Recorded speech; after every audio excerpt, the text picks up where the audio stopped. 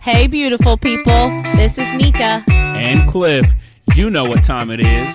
Get ready as we dive into some inspiring and powerful stories here on Jadea's Journey.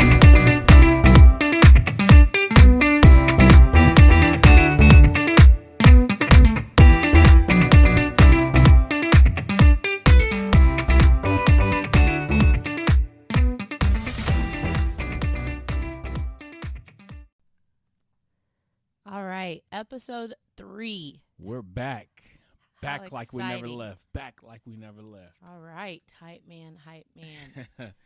So yeah, get pretty excited about this interview, guys, that you're going to be able to listen to here shortly. But man, it's been a crazy few days. Little update about Jadea. Jadea had her dental procedure last Wednesday, and they were going to remove a couple teeth. Unfortunately, they only got one out. Jadea's bone is very dense, and we had no idea.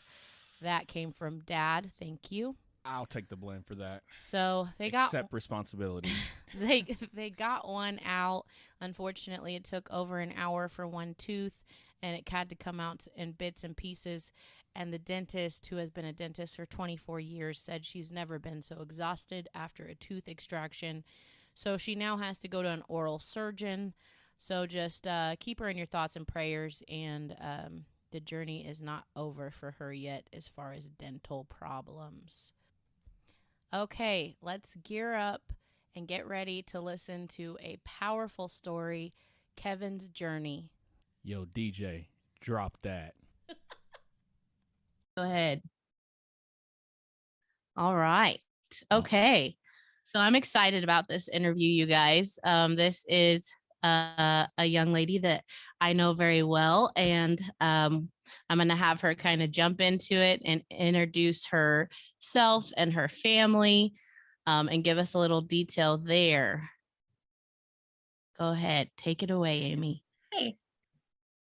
All right. Yes, I'm Amy, and I'm going to be hopefully mostly talking about Kheaven, although I have 3 kids, Austin, Kheaven, and Nayeli. Not in that order, though. Kheaven is the youngest. He has Down syndrome, and he's 12. Okay. Almost 13. Oh, wow. It's a crazy age. Yes. How so old yeah, are it's me, the 3 kids. Oh, yeah, the other kids are 17 and 14. Oh, wow. A house full of teenagers. Yeah. And cats. We have 3 cats. Uh-oh. Dun, dun, dun. They keep me sane. Yes, that's good. That's good. It sounds like a very fun household that probably keeps you on your toes every day. Every day, yes. Yes. So, Okay. And I think something unique to our situation, as far as, it just being me and the kids, is I don't live by any family. Oh, okay. Okay. My entire family lives out of state, and most of my closer friends also live out of state. Oh, wow. Okay. How long have you been where you are? How many years? We have been in our location, or, within 15 miles of our location for, I think it's going on 14 years. Okay. And have you always been a single mom? I mean, when I first moved here, no. I had a partner, and that's Kev's dad, and we were together 2.5 years. But mostly, I have not been married since I did live with a different partner for a few years. Okay. Since then, but yeah, it's mostly I've been a single mom. Okay. All right. Well, let's jump into our next question. So you told us, Kheaven's name. I think the spelling is absolutely very unique, and I love that. I'd like to know how you came up with that. But tell us a little bit about Kheaven, his Obviously, we know his name and his age, but tell us about his diagnosis a little bit, if you could. Yeah. Yeah. I mean, yeah, I listened to your last podcast and I liked the little birth story part. I mean, heart-wrenching, but I like starting at the birth. So my pregnancy with Kev, I had had a miscarriage, and a few months later, I got pregnant with Kev, and I was, happy, feeling blessed that I was able to get pregnant again. And I started bleeding at 8 weeks pregnant, and I was just mortified that I wouldn't be able to keep that baby either. And I went in and they checked my HCG levels, and so they test you one day and then you go back a day or two later and they test it again, and they were still rising, and they said that meant that the baby was still growing and developing. And so it was just a relief, and I just felt good that he was still making it in there. Mm-hmm. The pregnancy was an okay pregnancy. I'm not really a great pregnant person, but I made it out. I had him, delivered him, I think 38 weeks on the dot, and he when he was born, about 30 minutes after he was born, the doctor came in and said, we see some soft markers for Down syndrome. We won't know for sure unless we do a test, or we could wait and see how he develops. And, you might find out 6-7 months. And, the doctor, he had tears in his eyes when he was telling me this. And, I just looked at him. I said, "Doctor, he's my baby. I love him," and Right. the doctor said, "Well, I know how much this pregnancy meant to you, and that you lost your previous baby." And I said, "No, he's my baby and I love him. It's fine." I did want the test. I had refused testing during pregnancy. I'm the kind of person that, well, first of all, when they test for Down syndrome, it was a triple screen back when I was doing it. I think they test for more things now. So it's like a quadruple screen or more. But I had refused it because it was, no, because if it comes up positive, they're going to want to do an amnio, and I have no interest in doing an amnio. That increases your risk for miscarriage, and I don't want to miscarry this baby. So, Right. and even though, even the amnio, it's not a 100% thing, and the triple screen isn't, so you find out your child might have a chromosomal abnormality. It's not a for sure thing. Right. And I just think that I thought, it'll make me worry too much during pregnancy, and I already struggle with all the things that pregnancy brings. So I didn't really want to add to those stressors. And yeah, so I had refused the testing, and I still feel okay about that because, once I found out he might have it, they did a blood test, and 10 days later, the doctor called me. And of course, as soon as I heard the doctor's voice, I was like, okay, that's, I knew my answer. But Right. in those 10 days, Kev's dad and we read everything we could about Down syndrome. Google can be scary, but there's good things about it too. Yeah. I had been blogging during my pregnancy, and I sort of think that was a blessing because, I just followed some of your typical blogs, like keeping your house nice and Pinterest type things, but when I found out Kevin might have Down syndrome, I, at my fingertips, had blogs of parents with kids with Down syndrome, and, I could get sort of an idea and sort of find my own comfort within that. Right. And I would say, when my doctor told me, he said that he went to college with someone who had a child with Down syndrome as well. And he gave me that classmate's phone number. And they only live about an hour and a half away from where I live. So, I cried for a few hours just because, it just seems intimidating. Yeah. And I I didn't know what to expect, because I had read things from, only 50% of kids with Down syndrome live past the age of 4. I don't believe it's true, but it's something I had read at the time, and it was very intimidating. Right. And or you can read like some people with Down syndrome go to college, and it's just very all over the place, and you don't know. I Right. still don't know. Right. Yeah. I mean, I know he lived past 4. Thank goodness. Praise God. Yes. Yes. So I think that's an amazing story. And it's, it's we kind of have the similarities, because prior to Jadea, Nika actually had a miscarriage, and, Yep. that was our first child. And she miscarried. And then what was it? It was, so this doesn't have anything to do with Kheaven's story, so I apologize, but just an example of just blessings. I miscarried Jay on October, or was it October? Yeah, October 30th, or miscarried Jay. I miscarried. I miscarried on October 30th of 2013. And then I had Jay on October 30th of 2015. No. Yeah. Something like that. Oh, I can't. Yeah. I had her on the same exact date that I miscarried a year or two prior. oh my goodness. Yeah. Aw. It's all a blur, because it just kind of mushes together in my brain. But it was, when I sat back and thought about it way after the fact, I'm like, wow.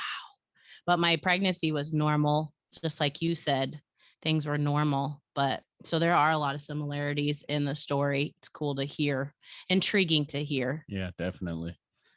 So, That's interesting. I think, sorry. No, you're fine. You're fine. Go ahead.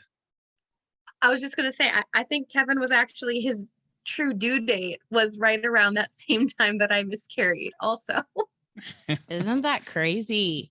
Yeah, I didn't even think about it until I always say God brought it and put it on my heart and my mind. Just one day, I just thought about it, and that overwhelmed me in the moment, because it's beautiful. It's bittersweet, but it's still beautiful, Right. Yeah. What were you going to ask? So is Kheaven the youngest? Yes, he is. Okay. So, you bring Kheaven home. Tell us a little bit about the family dynamic. How affect that? Yeah. How did it affect, at home, and especially with the other siblings? Yeah. Okay. So my kiddos were 5 years old and 1 year old when Kheaven was born. And so it was, it was just, that was normal. I was very blessed in that regard. It was just very typical. I think, the first few years were probably, in a lot of ways, as far as the family dynamic, very typical. Because Kevy was a baby and a toddler. And so sometimes, when your kiddo has a delay, it, doesn't show up till they're a little older. There were health issues. Yeah. Talk about those. I forgot to ask. Right. So Kheaven also, on top of Down syndrome, has hypothyroidism. I think he was diagnosed, close to a year, but before a year, I'm pretty sure. So he takes medication for that. And he, there was this thing when I think he was about 6 months old, but it's a blur now. Anyway, his head was moving funny, and I thought maybe he was having seizures. It was really scary. And I also noticed his eyes were doing this weird shuddery thing. Not like his eyelids, but his actual eyeballs. So, of course, I called the doctor right away, and we took him in, and they sent us to a neurologist. And, that was just scary itself. And I think I Googled it before I went there. Shout out to Google. Google here. That's right. It was just like head shaking and eye shaking, which is called nystagmus, the type that he had. And it could have been one of two things. It was either this thing called spasmus nutans, which includes nystagmus in the wobbly head, and that can go away, I think, between the ages of 3 and 5 on its own. It's just those two conditions together. Mm-hmm. Or it could be a brain tumor. So that was, Oh, goodness. yeah, one or the other. And so obviously that was just really scary. But we went and he had the scan done and it came back, and it was the one that was supposed to go away. So Good. and it did. It ended up going away, I think, even before he turned 3. I mean, I think he still has nystagmus randomly, but yeah, the head wobble went away and he was fine. And again, Good. thank goodness, because there's already enough on your plate sometimes. And Right. Right. Yeah, it gets was overwhelming if there's more than one diagnosis. It gets so overwhelming. Yeah, we can relate to that for right, sure. Yeah. right. Just a little other background about my family. My oldest has been diagnosed with Asperger's as well, and I'm sorry for anyone that does not call it that still. It's just autism spectrum disorder. Mm-hmm. And when we were given the diagnosis, they called it Asperger's. So Right. Right. but so and he was not diagnosed with that until he was 10, Oh, wow. and Kheaven was, I think, 5. So I mean, that was a whole new thing. Wow. And a whole new slew of doctor's appointments and Right. things to go to and things to learn about. So 2 kids that you had to kind of, it just shifted your whole world, I'm sure. For sure. Yeah, it was overwhelming a lot at times, and occasionally it still is. Yeah. Yeah. We were talking earlier about my calendar coming up here, how we've got some appointments, and it's just, I look at the calendar and I'm like, oh, okay, I mean, like any parent though, right? I mean, Right. Right. sometimes you just have that busy schedule. With special needs, sometimes it's just different doctor's appointments and specialists and Right. jumping through hoops before you can have different procedures done. Mm-hmm. Yep. Amen. Oh my gosh. Ugh. Yes, yes, Yep. yes. Well, we kind of talked a little bit about your family dynamic, but we do want to jump into other categories of your life, just jumping in depth of how it has affected these areas. One of them, how about your social life? In what ways would you say did your social life have to change, need to change? Did it change? Some people don't, some people do. What social life?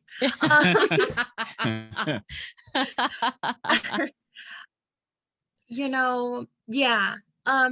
Again, when he was younger, I don't think there was much difference. And I think now probably the biggest thing is just me. I'm tired.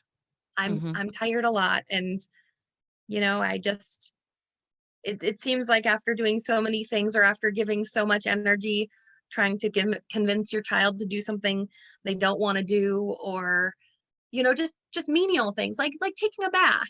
I don't know why, but Kheaven really does not like taking baths. And I mean, he's 12 and he's big boy. Yep. It's He's not stinky. right. It's not easy. And I get that that's probably a typical thing of 12, almost 13-year-old boys. But being that he does need extra help sometimes, it's my responsibility literally to make him do that. Right. And I still have to wash his hair, and because otherwise he gets it all in it, the shampoo all in his eyes, and nobody wants that. Right. He is pretty cool about it now. Like if I give him a bar of soap and a washcloth, he takes care of the rest. Right. And then I might, if I leave him long enough, I might walk into a flooded bathroom, or he used one of the bath toys to scoop or spray water onto the floor, carpeting outside the bathroom. It's fun stuff like that. Never know what you're gonna get. So it kind of just sounds like social life, it's just kind of hard in general to obviously maintain, especially with having to work, having to be a mom, having to, like you said, you deal with that. You deal with being a parent already, but you have other challenges on top of that with Kheaven just because of who he is. So that makes Yeah. sense. Not having the energy, not I do that all the time. I'll be like, I'm going to go out with my friends and I'm going to plan this and I'm ready to turn up, have some fun, whoop, whoop. And then I'm like, nope, cancel, cancel, cancel. Too much energy is Right. given every day. I don't have enough to go around. It is. I did figure out maybe about 5 years ago, if I can get away on a vacation or two during Mhm. the year, Mhm. without kids, it's amazing. And I know it's not an option for everybody, but it's something I was able to do. I've been able to do, and Good. it's really, really nice and so strange just to have that time where I'm not worried about something or working on something. It's a really needed break. So Good. I think that's important. When I was younger, I think that I thought, I would never go on vacations without my kids because I love them so much. I want them with me all the time. And I do. I love them so much, but it Right. is amazing to take a little bit of time for yourself if you can. Absolutely. Yeah, Yeah. definitely. Everyone that's listening, I hope And you took notes on that. Yes. Start planning your vacations now. It doesn't even have to be a far away adventure, something simple right. that fits into your budget or schedule. Yeah. Yeah. Yeah, a 3-day weekend just somewhere if you can, just Yeah. little things here and there.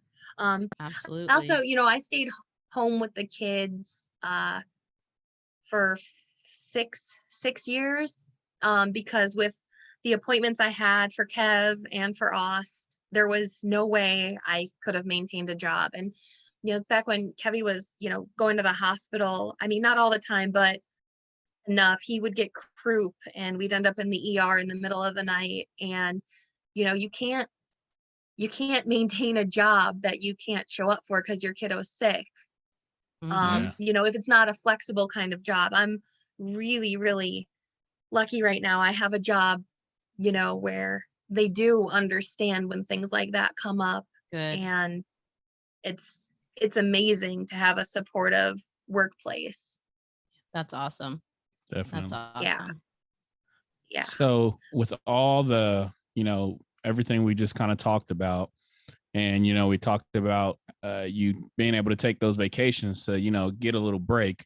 How else has all of these different challenges affected your mental health? Can you talk a little bit about just your mental health and how that's mentally, because it can be taxing not only physically but mentally at times, to where All it's the time. yeah, to where it's just like, man, you on the outside you're trying to put on that smile and you're trying to be positive, but sometimes mentally, I mean, it can really Break your you. mind can start playing Mhm. tricks on you, and yeah, just like she said, break you. And talk a little bit about that. Yeah. So how do you say it? I believe in therapy. Okay. I think, just having somebody, and it doesn't actually have to be a therapist, just having somebody you can talk to about anything and everything, and I'm a external processor. I have to say things out loud to figure them out. And so I really do need somebody just to talk to and figure things out that way. Um, I go to therapy. I mean, that's what I do for my mental health. You're right though. I put on a happy face a lot. I mean, Yeah, and you have a it's good not even happy face. I do. I mean, I thank you, but on I focus on the good a lot. And it's, I'm not faking it. I'm so grateful for the things in my life. And special needs is a challenge. But it's brought a lot of good into my life. That might sound funny, but Mm. um, there are things I've learned and people I've met and beauty that I've seen in other people because of this thing that's in our life. And Mhm. it's really amazing sometimes. Um, even I'm just thinking about like these little kids that you see that we went to a birthday party not too long ago, and Kevin was the only kiddo with obvious special needs. I'm not, Mhm. I can't judge other people's needs without talking to their families, but Right. Kevin was the only one with obvious special needs. And there was a bounce house there, and he's sort of like this king of the hill in bounce houses. And he likes to help other kids down the slides. And Oh. other kids are not typically big fans of that. And Kev just likes the social interaction part. He's like, oh, everybody's crazy and this is exciting. And, I can make them go. And we try to talk about it before we go to these things. And I try to be clear with him. You can't touch other people. This is something they Yeah. need to do on their own. Just do your own thing. But inevitably, he will always start pushing. But these kids at the bounce house, when he started doing it, I mean, there were several of them. I'd say at least 5 different kids who just had the most lovely reactions, just healthy. They just, Kevin's mom, come help. This is what he's doing. And they ask questions like, you know, why does he do that? And I just try to say, he's just trying to have fun and he doesn't understand that people might get hurt. And I try to help him know, and I think you did the right thing getting me. And this other little kid goes, I think I want to push him down so he knows what it felt like. Oh And gosh. I said, oh buddy, I understand. I mean, I really understand that it was scary for you, and it would be, in your head it would be nice if you could show him that and he would understand, but he might not understand that's how you felt. And Right. then you would make him sad, and you probably don't want to make him sad. And he's like, no. And I just, there's something else I said to the kids. One of the kiddos was asking me more questions, and we started talking, and I told him, Kevin is 12, but he doesn't always act like he's 12 for everything. Some things he does, like he can cook some of his own food. He can he can take trash out to the curb. He can do a lot of awesome things that other 12-year-olds do, but Mhm. some things he doesn't. Like in the bounce house, he acts more like a 2 or a 3-year-old. Right. Um, and the kids ask why, and I usually try to tell him, well, he has something called Down syndrome, and he just learns a different way than other people do. Right. And but these kids, I've met so many kids that are inquisitive and just interested in learning, and they just take Kevin for who he is. Good. Yeah. Like Good. it really does. It just gives me hope in humanity because I see a lot of good things from those kids. Good. That's beautiful. I love that. I love that. So, real quick, I do want to ask about friendships. So, sometimes like in our situation with Jay, it affects building friendships, finding friendships, trusting friendships, all that stuff. I know that with some parents, again, every situation is different. It doesn't always affect it the same way. What would you say about your situation with building friendships or new friendships, or just kind of jump into that and kind of explain to us if you've had challenges with that at all or not? Yeah. Well, as I mentioned before, I don't live by any family, so Right. friendships are what I've got. I've got 2 close friends in the area, and I mean like really close friends, the ones that can hang out with Kevin once in a while. Right. And I'm so grateful. Um, and Kev loves them. Good. Yeah, and that's really important. Um, I don't I'd and honestly, I'd love more friends. Um it's it's that time and exhaustion thing. And I mean Mhm. I think any working person, working parent has that. Um Mhm. and I try to get some of my emotional fulfillment from relationships at work. Uh Mhm. you know, I look forward to seeing people daily or weekly in my job, and occasionally monthly, but you know, I like a job where I can just sort of, I mean, obviously it's not super close, but where I can be friendly and feel Right. like people are friendly towards me. Right. Absolutely. That's probably where I get the most of that from. Okay. Okay. You know, it's just a time thing. Yeah. Oh yeah. Yeah. Absolutely. We definitely get it, because it's just, again, there's not enough time in a day, and there's so many different things that go on, and like you said, working, multiple children, like everyone has needs, not even, like I said, Kevin, but everyone has needs regardless if Right. they're considered special or not. It's definitely, it keeps you busy, Yeah. to say the least. Yeah, definitely. Real quick before I hop into the rest of this, I do want you to explain to our listeners, because every kid has a different personality. I want you to kind of tell us about Kevin's personality. You kind of already touched on that he's a touchy guy. Yeah, But he tell can us be for about sure. his personality a little bit. I would love to. I love Kevin's personality. He is, my opinion, a little bit of a class clown. I think that's where you get the guy that wants to help people down the slides. He he loves making jokes. He loves making people laugh. And when I say make jokes, so Kevin is technically nonverbal. Okay. He does have some vocabulary, but sometimes he just sort of speaks gibberish. Mm-hmm. Although I do think his gibberish means things to him. Right. Yeah. I think that his words have meaning to him because he says some of the same sounds. All the I time. think he knows what he means. I don't always. Mhm. Other people don't always. And obviously, his family and our closer friends have a easier time understanding him than other people Mhm. do. Mhm. But he thrives off of social interaction. He wants to be friends with just about everybody. Um, yep, he makes a point to say hello to the people, when he knows their names. And like I said, at my workplace, he comes right as we're closing, and he'll come in and say hello to my coworkers, often That's by cute. name.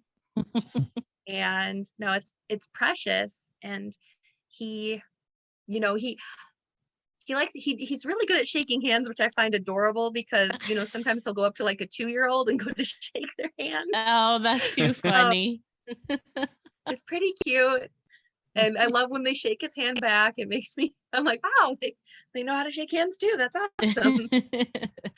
I'm trying to think, other than the class clown, I mean, he's intuitive. um he I just I think Kevin sees people by their hearts. I don't know. I don't want to say it's like a superpower, but it sort of is. I mean, Yeah. Oh yeah. Yeah, 100%. there's got a couple of funny stories I have, or I don't know, touching. So we went to this zombie car wash in Lincoln, Nebraska once. We were traveling through, and there was this woman, and she was in a wheelchair, dressed as a zombie. And so she had torn, bloody clothing and like green makeup. Right. And Kevin ran over by her and put his hands up and jumped into her lap. Oh. Oh, that And is too funny.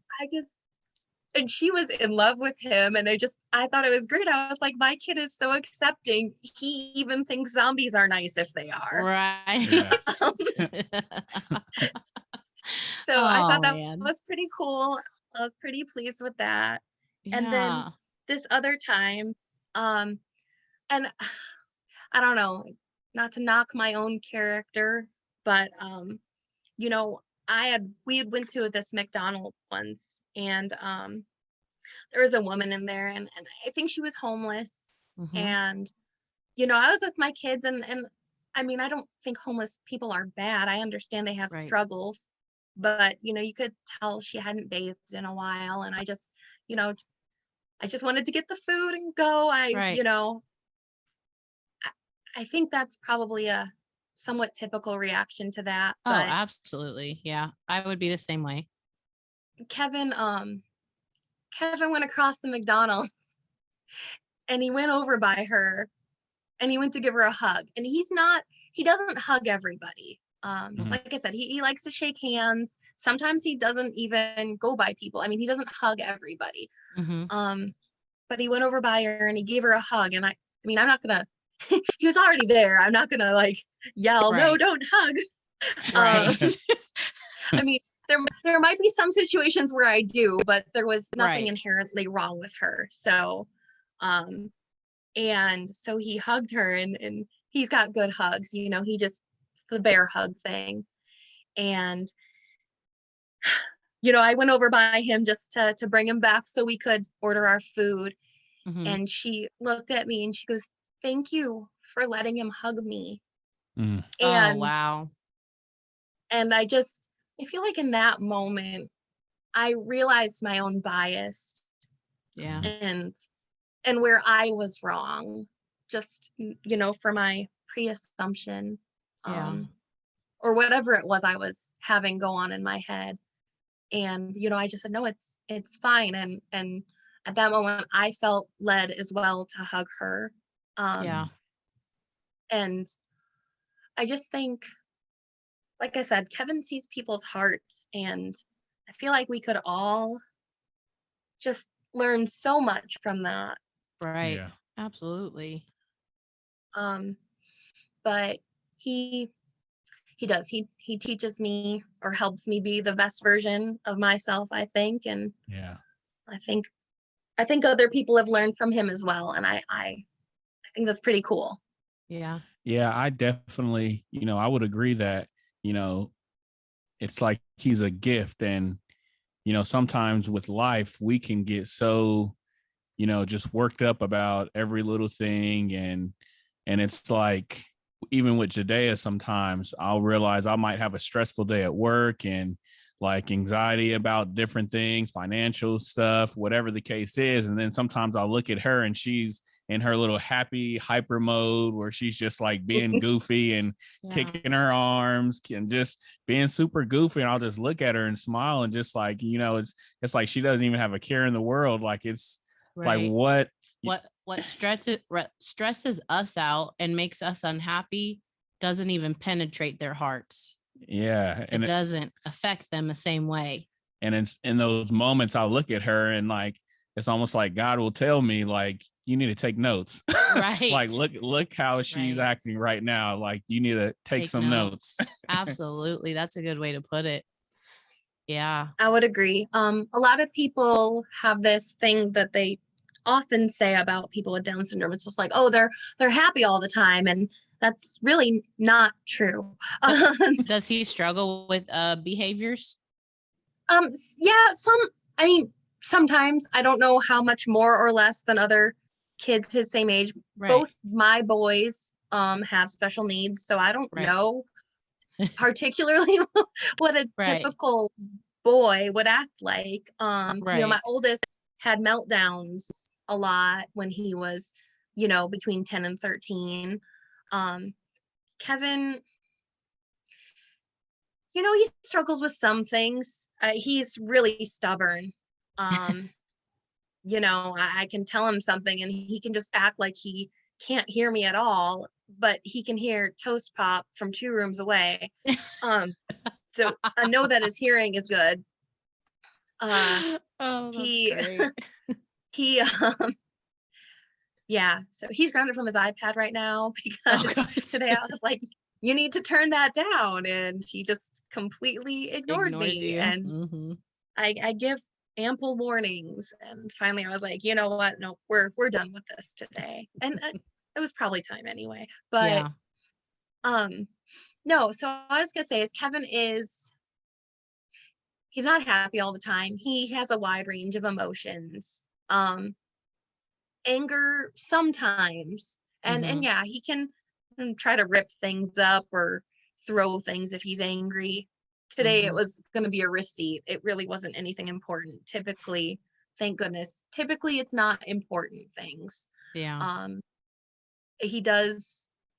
is capable of recognizing, or if I just give him the right tone of no, he actually will listen, which I'm grateful for. But what I think is lovely. And why I think people think people why I think people think people with Down syndrome are happy all the time is he's very forgiving. He lives in the moment. So if something bad happens, he will process that emotion and then he will let it go. Mm-hmm. He doesn't hang on. And so it's just, and that also is, I think, humbling at times because, you know, you can get frustrated with your kiddo and you can feel bad, you know, that you yelled at them or that you didn't handle a situation exactly how you had hoped to. Mm-hmm. And, you know, Kev doesn't stay locked in his room. He doesn't, you know, hold it against me like one of my other teenagers might. he process it. I can't say that word right now. Processes it. And then moves on. That's great. Yeah.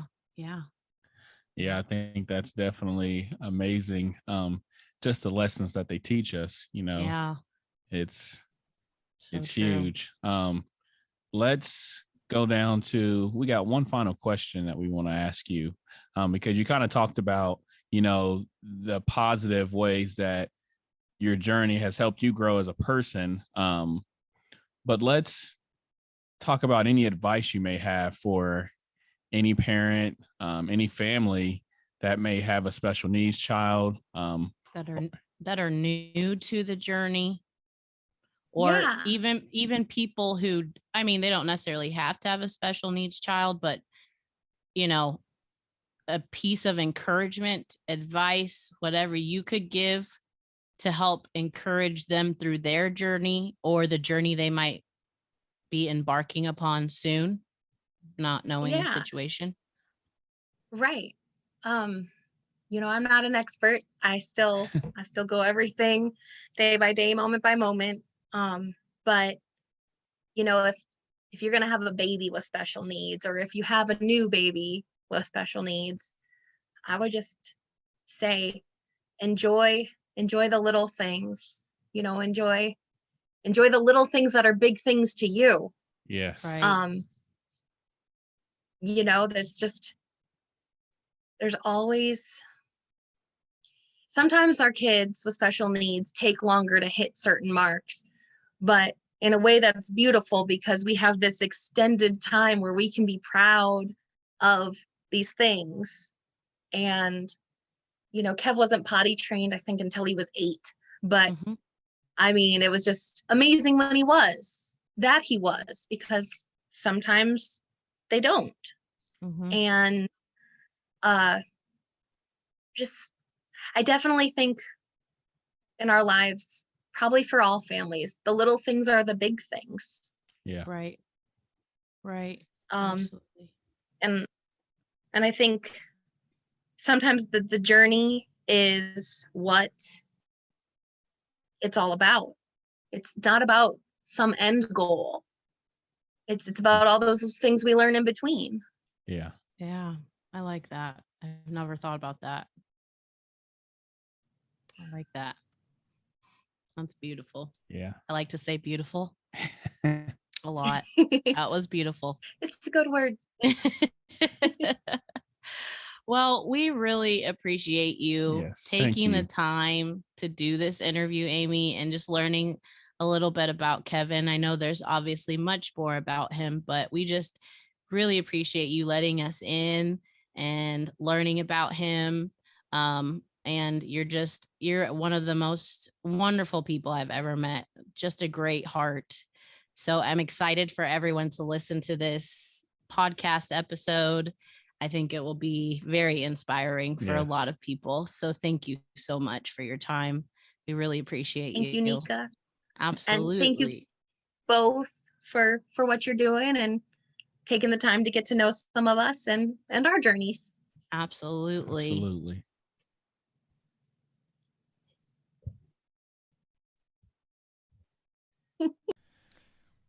Man, that was good. Yeah, definitely. I enjoyed that. I enjoy her sense of humor. I enjoy her positive perspective, but at the same time, it's very real. Yeah. The struggle is there. Amy's just a beautiful person, though. Yeah, I love one of the big things, one of my big takeaways was just when we talked about, the lessons that, we're taught. We talked about the lessons. She talked about the lessons that Kheaven, teaches her, and we talked about the lessons that Jadea teaches us. And, when she talked about that homeless individual and, Man. Kheaven going to Yeah. for the hug, man, that was that had me in my feels. I would say the biggest thing I enjoyed listening to the most is just Kheaven's personality and Amy just making a point to remind people that just because you think a Down syndrome person should be a certain way, lovey-dovey. She was just pointing out it's not always that way. Like, there are all sides to Kheaven. It's not just this lovey-dovey rainbows and sunshine every day, which some people sometimes do assume that with Down syndrome people in general. But I loved that part, just it really digging into his personality. So that was definitely my favorite part of the interview as well. great choice. Thank you. What can I say? So before we leave you guys, I just wanted to leave you with a final thought. And, that thought is you are stronger than you think you are. You are stronger than you think you are. A lot of times, we as individuals, we think we can only handle a certain limit. But until that limit is tested, you really don't know how strong you really are. I don't know if you've ever worked out before or been on the treadmill and, you feel like you've given it everything you've got. But then one of your favorite songs come on and it kind of hypes you up. And all of a sudden you get this extra burst of energy. Come and hype me up. Come and hype me up. You get that extra burst of energy. And all of a sudden it's like I was getting ready to quit, but now I got this second wind, this extra burst of energy because I had strength I didn't know I really had. So you're stronger than you think you are. Who is ever listening to this, please remember that and please know that you are stronger than you think you are. I like that. Well, it's a wrap. Until next time. Thank you guys for tuning in. Thank you guys for listening. Please share, comment, leave reviews on whatever outlet you listen to this podcast. The reviews definitely help us out. And if you know anybody out there that wants to share their story, send them our way.